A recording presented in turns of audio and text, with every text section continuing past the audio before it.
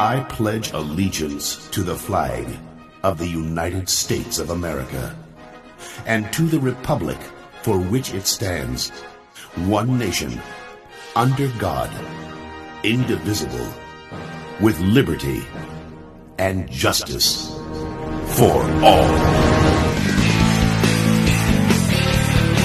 Howdy doody. It's showtime. What's going on, guys? Your old buddy Yard Boy with you on a Friday now. 3 days in a row we've made a video. Whew. Tell you what, y'all better go buy a lottery ticket. So today, we're working probably one of my favorite stops. Now, I say that, but in the summertime, it's not one of my favorite stops. I currently have 5 properties on this one stop, and sometimes 6. There's one of the customers that I have here, his mother-in-law across the street. When it starts getting hot, she doesn't really want to fool with it, and so she'll flag me down and have me mow it. I started out with one account on this one stop, guys, and to be honest with you, the guy that I got my start with here, that would have been 2009, the fall of 2009. He called me for a leaf cleanup, and the next spring had me start mowing his grass. He actually sold his house last spring and has moved back. He was originally from West Virginia, so he moved back to West Virginia. The lady that bought the house, she has since hired me to mow that, but you know, I had him, then that led to the neighbor next door that had joined him, and I'll show you. I'll try to remember to get you some footage of it. It sits in a curve, and so it is a lot of trimming and edging on those 2 properties alone, because it's in a curve, and then one lot is actually on a corner, so it is a ton of trimming and edging sidewalks and curb lines. I just remembered I actually had 2 other properties at one time here on this stop, at different intervals, and over the years they've either decided to do it themselves, or the kids got old enough to do it and they let them start doing it. But it's just gradually just grown to having 5 here on this stop, and I want to talk about that kind of later on in the video after we get some mowing footage of the kind of properties that I target and what I go after and what I look for in potential customers. So tell you what, we're going to see if Mr. Joe the cameraman. Come on, man. That'll explain a lot, shouldn't it? We're going to see if Joe the cameraman can have a little bit better day on the job today, and maybe earn his keep. And Corn Pop was a bad dude. Let's get busy before I fire him, before we ever get started.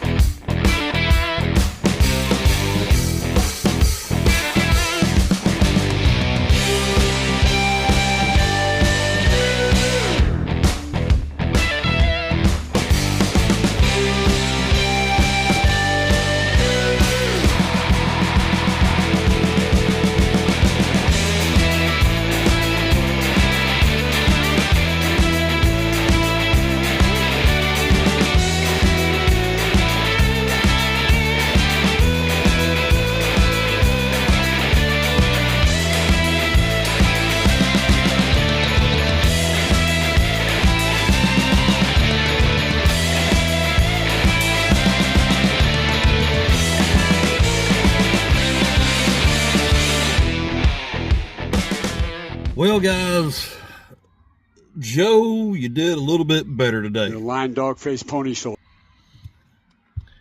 I said a little bit better, not a whole lot better. I'm Joe Biden. We'll let him hang around for a little while longer. What do y'all think? He might get the hang of it. You know, I was talking about before we took the break there, about the kind of customers that I look for, and I mentioned a few minutes ago how I had started with one client on that stop who has now since moved away, and now I have 5 on that one stop, including the person who bought the original customer's house when he sold it. You know, over the years, over the course of 35 plus years of doing this, I've had residential customers, I've had commercial clients with motels and gas stations. Once upon a time, I had a propane dealer who had a lot that had propane tanks all over it. And so I would have to weed eat or trim, excuse me. I'm from the South. I would have to trim around all of those propane tanks, and they were barely, you know, the rows were just far enough apart you could get a mower through them. I've had a lot of churches. The one thing I have never taken on and never will is a cemetery. I refuse to take on a cemetery, just won't, because you got entirely too many people, at least here, as I said, in the South, these little rural cemeteries, they'll have a board of trustees, and those trustees are constantly changing, and you get a family that's got a lot of loved ones buried there, and they don't like the way things are done, so they'll quit donating money. It's a hassle. It's a hassle. I won't touch a cemetery. But what I have learned over the years is, especially on the commercial side, businesses, churches. I could talk to you about mowing some churches. I will never touch another church again except for the one that I still mow, and that's where I go, and I don't charge anything for it. Same deal. You get into politics, especially small town, you know, rural politics. I concentrate. Everything I can say right now is 100% of all of my properties that I take care of, except for the one church, and I don't even count it, are all residential. And I have really focused in the last several years of getting multiple properties on one stop. As a solo operator, that's how I can make money. When I'm looking out this windshield of this truck, I'm not making money. I'm actually losing money, because the gas that this truck is burning, there's no return back on that. Okay. So, like I said, I have focused on getting multiple clients at each stop. And quite frankly, right now, I don't have a lot of single stops left anymore. I've got a handful, but you know, if you're a young guy, young ladies starting out in this, I didn't have anybody to help me when I was 13, 14, 15 years old, show me the ropes of the business. This is how you do this. You know, it was just little old lady at church called up, "Hey, could you come cut my grass for $15? Yeah, I'll go do that. You know, 1991, I was rolling in it at 13 years old. You know, go mow 10 yards, and I couldn't even mow 10 back then. But, you know, using a farm tractor to haul my equipment around with. I wish I'd had cameras to document that back in the day. It'd have been something to see. But when you get into a neighborhood, you know, have some business cards with you. Have signage on your truck. Talk to your current customers. What I have found helps is offering the current customer a referral fee. You know, talk to your neighbors for me. And, you know, my current deal right now is you bring me your neighbor and they agree to allow me to mow their yard for this year, and I do it while I'm here doing yours, I'll give you 1 free week of service. You know, most of them, they'll go talk to some neighbors for that. Now, some of them don't like their neighbors. Some of them I don't like their neighbors. But, just creative ways to try to build your clientele. And let me get back to the commercial side too, of why I stopped even pursuing commercial accounts, is because more often than not, they're not going to be loyal to you. They're going to bid that out every year. And just what I have found, in my experience anyway, in my neck of the woods, commercial just goes down. Let me say also, I forgot about this. I had some low income government subsidized apartments I mowed one year. That's been like 18 years ago. Never again will I do that. No, won't touch it. But I found that with commercial stuff, I was constantly being underbid, and it's just like the price kept going down. And with good residential customers, some that you've heard me talk about, I've had for 15, 20 years now, that you build a good reputation with them, they're not going to go anywhere. I can think of a lady right now, going to mow her yard here in the next couple of days. I've been mowing her yard now for 26 years. 26 years. Since I was 22 years old. 48 years old now. And she'll tell me, I never want anybody else to mow my yard. Okay, good.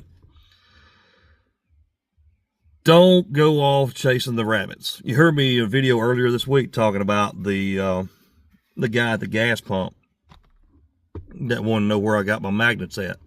He was telling me, he was naming off all the towns that he is mowing in. And I lost count at 5 different counties that he's driving across. You will not make money doing that. You won't. I have been very fortunate that I found one very good area and I locked down on it. And I've got a good base of clients that I could stand to add a couple more. Matter of fact, I picked up a new one yesterday. But just be picky. And I know when you're starting out, you want to take everything. You don't have to take everything. Not all money is good money. Not all customers are good customers.